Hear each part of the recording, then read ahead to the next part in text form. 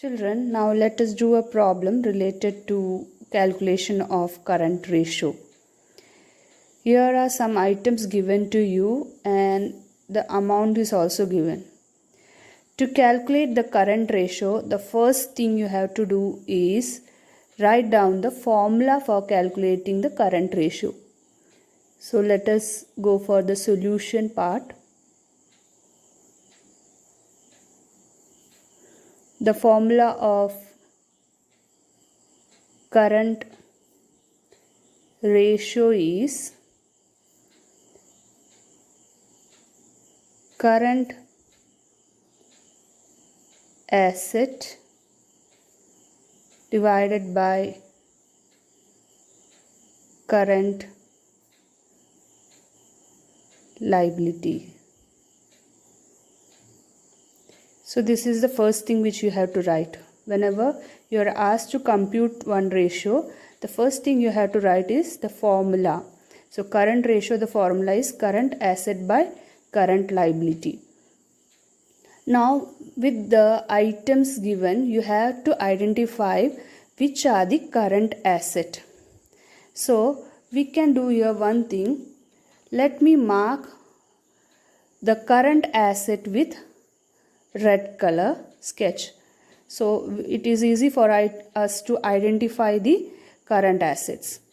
Trade receivables. Trade receivables, which is also known as, in that trade receivables we have two classification. One is sundry debtors and the other one is bills receivables. So here the item is sundry debtors. Sundry debtors is an asset, current asset. So you can mark here it is a current asset. Then comes prepaid expenses. Prepaid expenses is an item of current asset. Then comes cash and cash equivalent. It is also a current asset. Then comes short-term investment. It's also a current asset. Machinery. Machinery is not a current asset. It is an item of non-current asset. So you can mark it as a wrong cross sign. Then we have bills payable. It is a current liability. So you can mark it with a green sketch. Then sundry creditor. It is also a current liability. Debenture. Debenture is a long-term liability. So we cannot take debenture under current liability.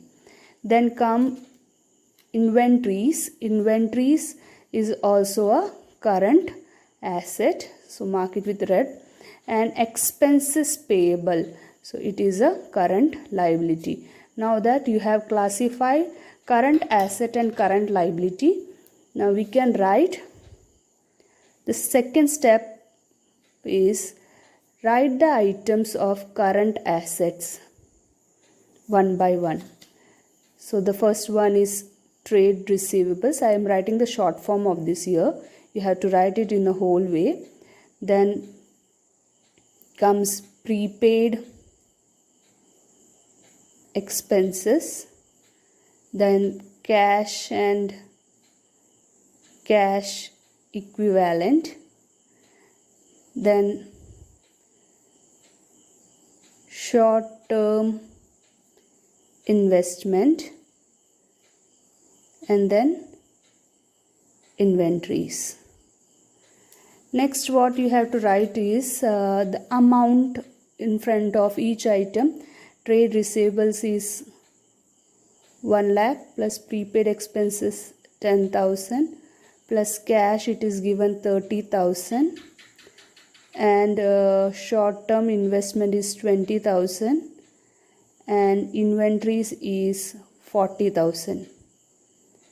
Adding all the current asset together you will get rupees 2 lakh. Okay. Now the item of current liability.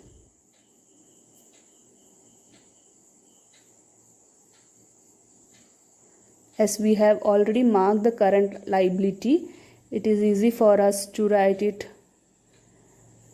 bills payable plus sundry creditors plus expenses.